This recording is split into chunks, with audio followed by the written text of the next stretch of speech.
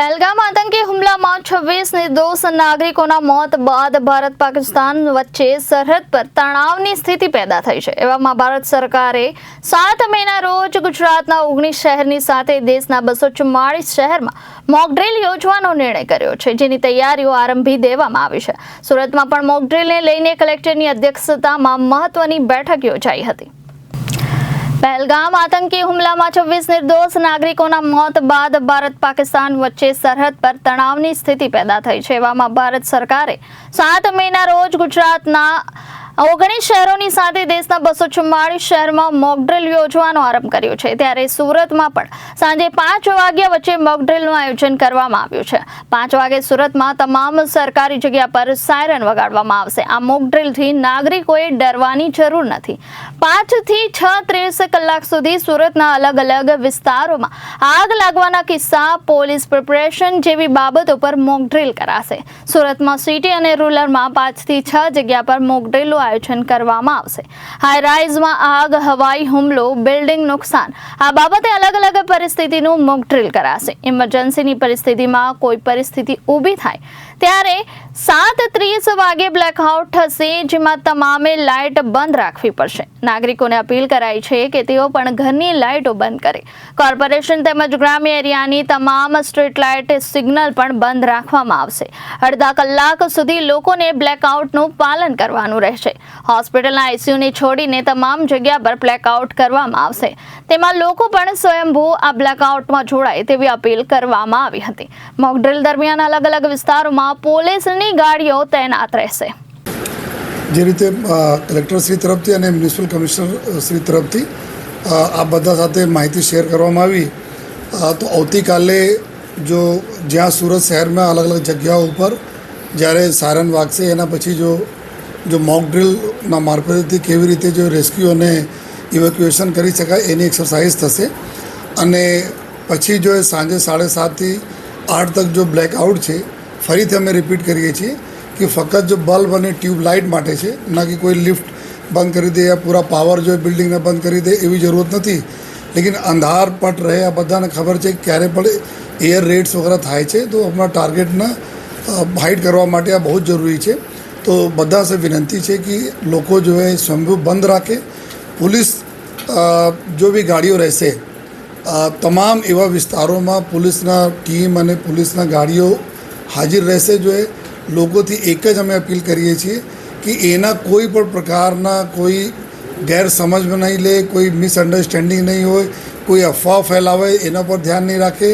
અને ફક્ત એક ડ્રીલ તરીકે જો કરવામાં આવી રહ્યા છે, જેના લીધે 7:30 થી 8 ખાસ કરીને જ્યારે બધા લાઇટો બંધ રહેશે ત્યારે સ્ટ્રીટ લાઇટ વગેરે જો બી બંધ રહેશે।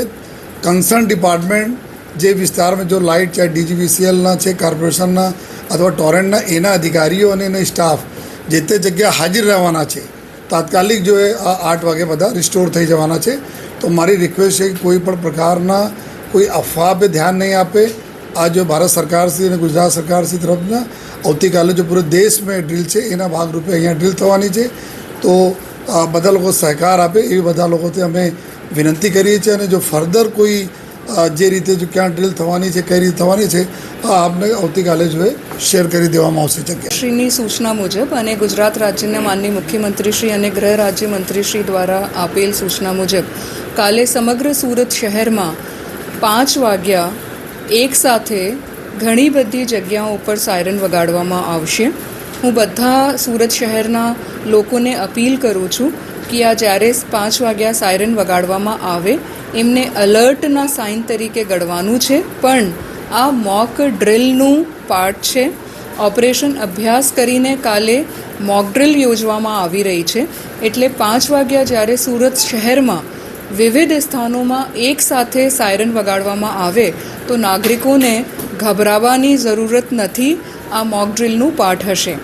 5 થી 6:30 સુધી સુરત શહેરના જુદા જુદા વિસ્તારોમાં કોમ્પ્રિહેન્સિવ મોક ડ્રીલ યોજવામાં આવશે, જેમાં આગ લાગવાનું, rescue, relief, hospital preparedness, police preparedness, fire preparedness અને સેફ સ્થળ ઉપર ખસાડવા માટેની મોક ડ્રીલ કરવામાં આવશે। જે જગ્યાઓ સિલેક્ટ કરવામાં આવશે ત્યાંના લોકોને હું અપીલ કરું છું કે ફરીથી ગભરાવાની જરૂરત નથી. આ ફક્ત મોક ડ્રિલનો પાર્ટ હશે. અને ખાસ અગત્યનું છે કે 7:30 વાગ્યા સમગ્ર સુરત શહેરમાં બ્લેકઆઉટ કરવામાં આવશે. આમાં તમામ સ્ટ્રીટ લાઇટ બંધ કરવામાં આવશે. બધા હોર્ડિંગ્સ, ટ્રાફિક સિગ્નલ્સ, જેટલા પણ LED સમગ્ર સુરત શહેરમાં લાગ્યા છે એ તમામને બંધ કરવામાં આવશે. સુરત શહેરના તમામ ઓફિસીસ, હોસ્પિટલ્સમાં ICU વગેરે અગત્યના છોડીને બાકી જ્યાં પણ જરૂર જણાય ત્યાં schools, coaching classes, sports સ્ટેડિયમ્સ, community holes, grounds, બધા જ ઘરો, ઓફિસીસ, ઇન્ડસ્ટ્રીયલ એરિયામાં બધી જ જગ્યાઓ ઉપર ઇલેક્ટ્રિસિટી બંધ કરવામાં આવશે. આ ઇલેક્ટ્રિસિટી જો છે ફક્ત અને ફક્ત લાઇટ માટેનું છે. બલ્બ્સ, ટ્યુબલાઇટ્સ આ બંધ રાખવામાં આવશે.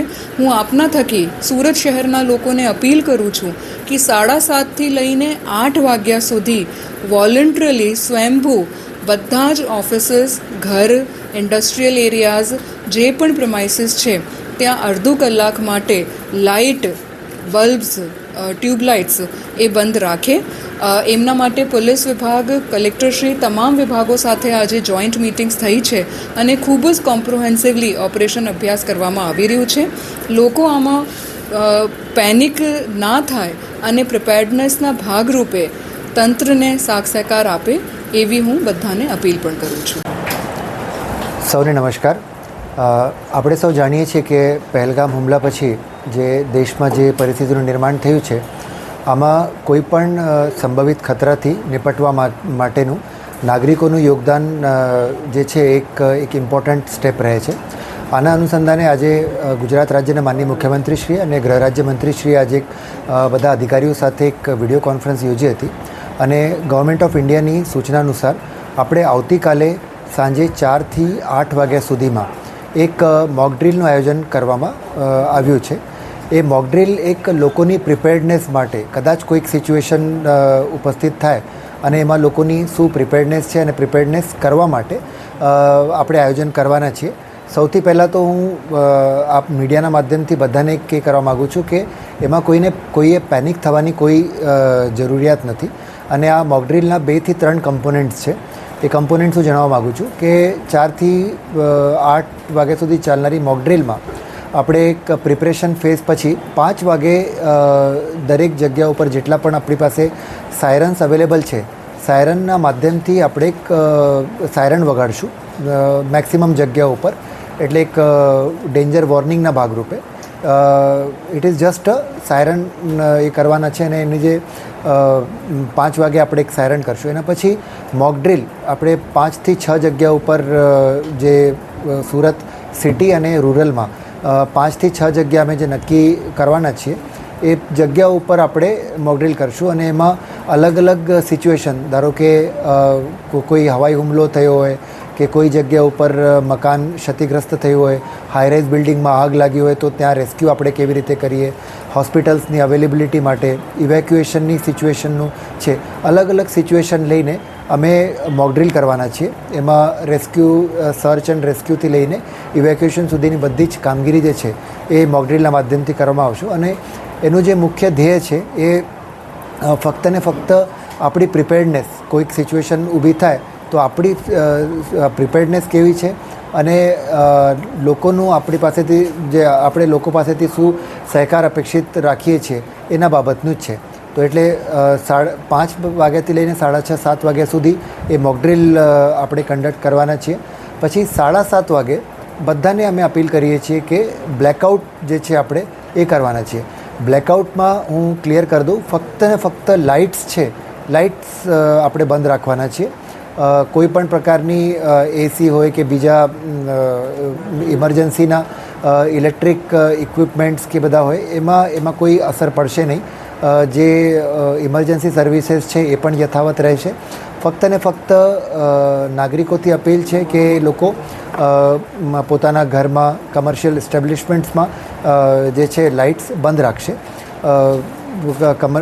કોર્પોરેશન અને રૂરલ વિસ્તારમાં પણ જે કોર્પોરેશન એરિયામાં કોર્પોરેશન અને બીજા એરિયામાં નગરપાલિકા અને ગ્રામ પંચાયત તરફથી પણ જો સ્ટ્રીટ લાઇટ્સ હોય એ બંધ રાખવામાં આવશે. આપણા જે સિગ્નલ્સ છે સિગ્નલ્સ બંધ રહેશે અને અડધો કલાકની એક્સરસાઇઝ પછી લાઇટ બંધ 8 વાગે રાબેતા મુજબ જે છે એક બધું સ્ટાર્ટ થઈ જશે. એટલે ફક્ત ને ફક્ત પ્રિપેર્ડનેસ અને આપણી પાસે જે સ્ટોક ટેકિંગ એક્સરસાઇઝ તરીકે આ આપણે મોક ડ્રીલ આવતીકાલે કરવામાં આવી રહી છે અને એને ઓપરેશન અભ્યાસ એ આપણે નામ આપી રહ્યા છીએ.